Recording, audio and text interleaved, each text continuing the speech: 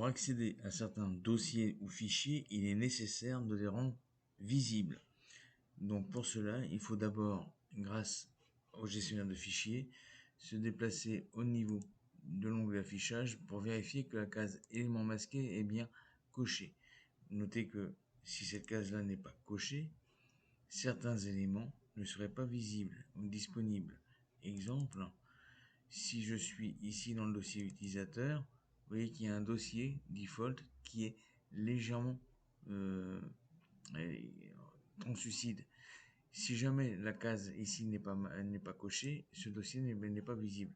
Il en est de même si je veux venir ouvrir premier moyen depuis le dossier des applications de data, depuis l'utilisateur, dossier remaining. Le remaining, je viens ensuite sur le dossier Microsoft. Dans le dossier Microsoft, je vais pouvoir accéder au dossier template.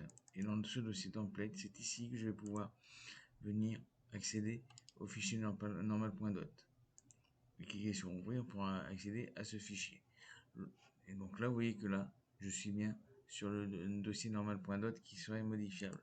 L'autre moyen, depuis Word, fichier ouvrir, je vais faire parcourir. Et sur parcourir, je vais là aussi reprendre le même cheminement, Mercier. Donc là, le nom de l'utilisateur, Application Data, Roaming.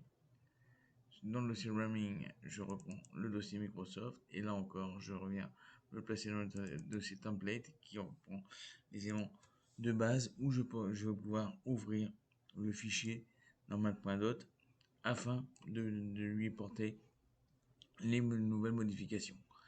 Je rappelle que c'est ce fichier normal.dot qui, lorsqu'on ferait un double clic, ouvre un nouveau document, et lorsque vous lancez Word, c'est ce fichier-là qui s'ouvre. Donc ce fichier-là peut subir après les modifications de style, modèle ou encore toute autre modification d'ajout de macro.